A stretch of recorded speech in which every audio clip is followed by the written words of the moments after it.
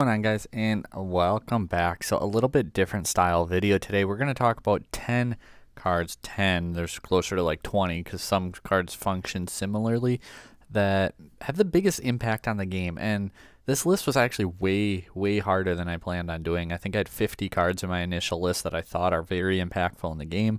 So naturally, a lot of things got left out. A whole new world got left out because outside of Steel Song, it's not seeing a whole lot of plays. Some Jafar decks here or there. Some blue steel decks do play it in the control versions at times, but even they don't play it all of the time. Muses, Bend to My Will, also not making it into the list because the main thought behind the list is how much does it change how you play the game, and how much does it change how much you deck build when you're building your deck. And I think Muses plus Bend My Will is arguably one of the strongest plays in the game, but how do you deck build against it? If they have it, they have it. How do you play differently against it? If they have it, they have it. You can do things like have a Fox to take out Muses as fast as possible, but with Ward, it makes things difficult.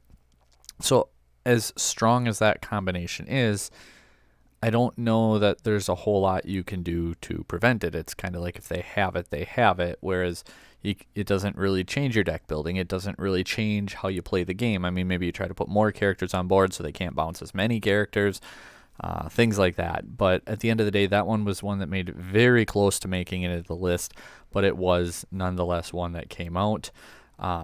And like I said, so many other cards, like Pirate's Life is an incredible card that at first I thought would make the list, but it really didn't even get that close. So nonetheless, let's go ahead and break it on down. Number 10, Cinderella, the 1-drop. Why Cinderella? Well, especially when they're on the play, if you see Cinderella come down in Steel Song, Diggy Hole, 1, you don't even know what deck you're up against potentially anymore. 2, that might change how you play the game. There are some decks where if they lead Cinderella turn 1, you just skip your 1-drop. That's how impactful she can be. The advantage and whatnot that she can generate is just crazy good. So I think that Cinderella actually deserves a spot to be talked about because that is a card when it comes down on 1, it might change how you play the game. I would go for a Diablo over a Broom, over a Chernobog, and if I don't have a Diablo, you arguably don't even want to play those cards when they come out with Cinderella because they're just going to play a second card and get rid of your card, and now all of a sudden you're losing your momentum, you're losing your card advantage, and they're just putting themselves that much further ahead. Number 9, Belle. So Belle can swing so much momentum in a game, whether they crash into something on turn 4 and obviously deal some damage, take out a character, and then they come down with a Belle and they move their damage to another character, and all of a sudden now they have 2 good characters on board. You just lost 2 characters. Belle can be a huge tempo swing that, once again, it's really hard to play around her, but at the same time, you can't really deck build for her or Cinderella, so that's why they're lower on this list. The top 5 or so are cards that you actually consider when deck building. Belle in gameplay, though, like when you're in that range and you know they're running her, that's something you have to consider. Like, okay, can I finish off characters? Can I take them out? And how can I try to play around just straight up losing to a Belle here? Because even things like your Calhoun with resist, it doesn't mean a whole lot because she just moves the damage, so you don't resist one of it. She moves all of the damage regardless of resist. Number 8. Here's a 3-fer, and it's a 3-fer because all 3 of them are kind of that late game threat that you, if you're against these decks, you have to be aware that it exists and be ready for it, if you can be, if there's anything you can do. And that being Elsa, Hades, and Go-Go Tamago. So Elsa and Hades typically seeing the play in the Blurple, Hades seeing some play in Popsicle decks or even Blue Steel decks. These are cards when your opponent's at that ink and you're playing it out, you really have to be weary of it and know what you're going to do if you get hit by it. Not just that, how do you remove that threat before they say bounce it or reuse it or go about their way with it that way. So I think these are incredibly strong threats that are very viable right now, that when you're playing the game, you have to be aware of your opponent's ink count and be ready for these threats. Go Tamago, that's a card where if you're against Emerald and you forget about it, you have to be aware of how much damage your characters have and your opponent's lore count. You can't just be negligent to it because you're asking to lose a game because you simply did not pay attention. And for that reason, I put Go Tamago in there too, just as that late game threat that you really have to be mindful of while you're playing, and just be aware that if they have this, they might win the game. How can I set myself up to where they can't just crash into me and play a Go Tamago to win the game? Number 7, Ursula, Deceiver of All, and Diablo. So typically seeing play in very similar decks, but these two together, because if unanswered, the amount of advantage that these cards can generate is absolutely insane. Do you have an out for them? Now we're starting to get to the cards where you potentially deck build for it. Like if you're playing Ruby, obviously these are some of your Brawl targets. That's why you're playing Brawl. If you're playing like Popsicle, is it worth putting Ice Block in there and the Daring Visitor Sisu to be able to take out threats like Ursula, like Diablo? These are cards now that, like I said, not only generate advantage and can change how you're playing your game, but they actually change your deck building. We see Elsa Fifth Spirit as a 4 of in almost all Amethyst decks, and the threat of Diablo, along with Genie and other cards, is a big reason for that. And these two cards, just like I said, if they go unchecked, the amount of advantage that they generate is just, it's crazy. It's almost just good game if you can't answer them and they have the right cards in their hand to follow it up. Number 6, Rapunzel and Pluto. You could almost put Lawrence in here too, because when you're playing against like Diggy Hole or like Steel Song even, you have to be aware of Rapunzel. And Pluto's a big reason for that. Not only with the boosted attack when not damaged, that's something you have to consider, but you almost have to line up two characters. Your sacrificial character, if you will, to put a little damage on it and die, and then your better character that ideally survives because now it only has 1 strength. But the last thing that you want to do is leave a character like Pluto, Lawrence, Mr. Smee with health left. If you do that, you're just asking for them to play Rapunzel, draw a bunch of cards, and win the game on you. So for that reason, I put these into my number 6. Because do you have an answer for them quickly? Can you out them before they get that Rapunzel draw? Or is it kind of, well, they're going to get the draw most likely, so we'll see what happens.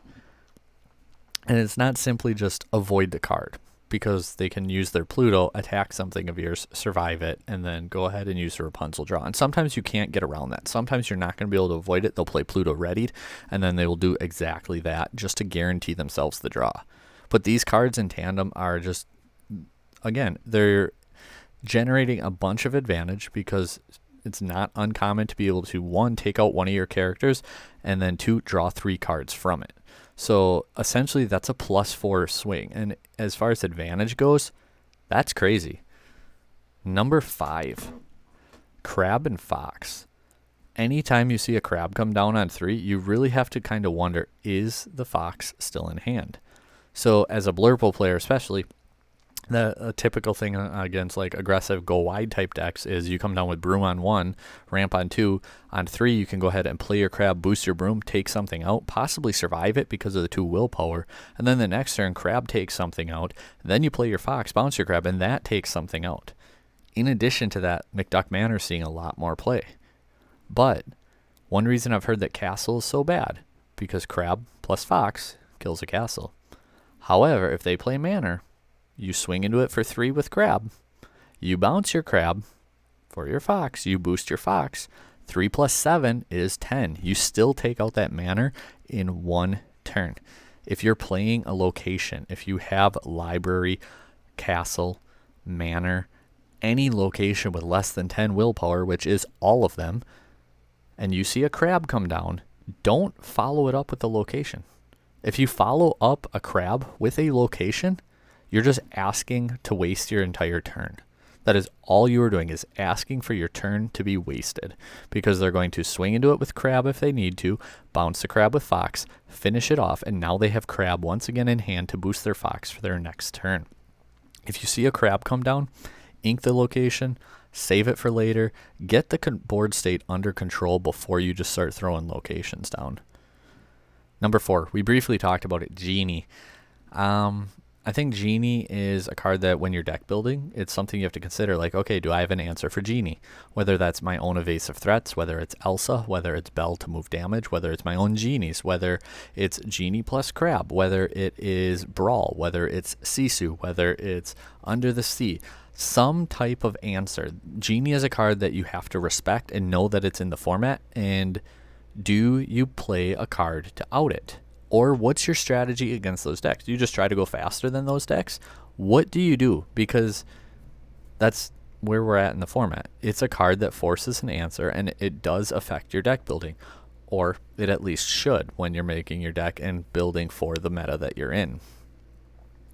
Number 3, Calhoun and Maui. Putting these two together because they're challenge-based threats where once they're on the board, or in Maui's case, when they have 5 ink, 4 ink really because they can ink and get that 5th ink, you have to be aware and ready for these types of cards and try to manage and mitigate the damage as much as possible. Meaning, sometimes you have to take out a Calhoun on your turn and you sacrifice a character to do it. But that means they don't get to take out multiple characters and they don't get the lore in the process. So sometimes you need to make those decisions and figure out how can I get rid of it. Same with Maui. You know it's coming down, and it's like, okay, if they come down, they're going to challenge this. What can I do to lose the least amount of resources?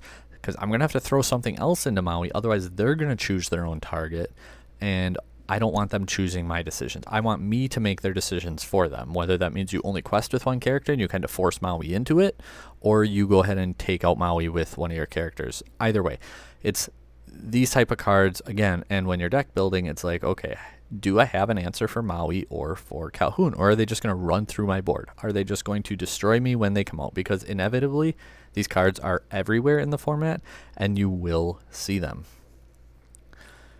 Number 2, another 3-fer. And this is just removal in general on the Ruby top end. Tremaine, seeing a huge spike in play. Even Ruby Amethyst, I completely agree with playing 3 of them personally. 4 with the whole Nats list, not quite, unless your meta calls for it. But 3 of them, I think it's really, really solid. In addition to that, Be Prepared and Big Sisu. These are, once again, cards when you're building your deck. It's like, okay, how do I answer a Big Sisu? Can I play around a Big Sisu? Are most of my characters 3 strength? Like, that's one thing I look at when I'm deck building. And when I was building my Jafar World deck, video is up on the channel, was, okay, ideally I'm winning by turn 5 or 6. So I want to win before Be Prep, win before Big Sisu. What if they shift Big Sisu? Can I survive that?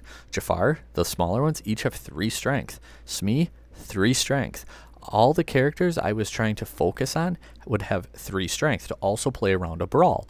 And this is where I'm talking about when you're deck building and you think about the cards in the format, do they affect your deck building? And I think Be Prepared, Big Sisu, Lady Tremaine absolutely should affect your deck building. If you're just disregarding the best cards in the format when you're building your deck, you're probably wondering why you're not seeing that much success as you go on as well. Number 1. They weren't number 1 last time I did this, but it's hard not to have them right near the top at least. Ursula and Pete. These are kind of the epitome of deck building. Does it affect it?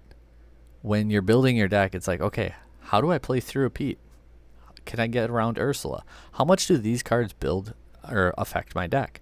When you're building a deck, it's, okay, I can play this or this, but this card loses to Pete and Ursula, but this card does not. Okay, maybe I run a lower action count. Once again, they're cards that affect how you deck build, and when you're in the game state, it's like, okay, we're in that time frame where Ursula and Pete can be threats, and you have to try to look at it. Do you want to ink that friends on the other side? Not ideally. But sometimes you have to because you know that the threat of Ursula is there and they're just going to rip it out of your hand anyway. So you ink the friends even though you would rather keep it to try to play around these types of cards. Or in similar fashion, Pete comes down. If you have a bunch of actions, you're probably going to start inking those actions instead of your characters just so you can play the game because Pete threat is real. Maybe you disagree with some of the orders I have on these cards, but again, this list was insanely hard to put together, let alone to organize. Let me know what you guys think down below. What cards are affecting the game more than others? And as always, guys, thanks for watching. Like, share, subscribe. Take care.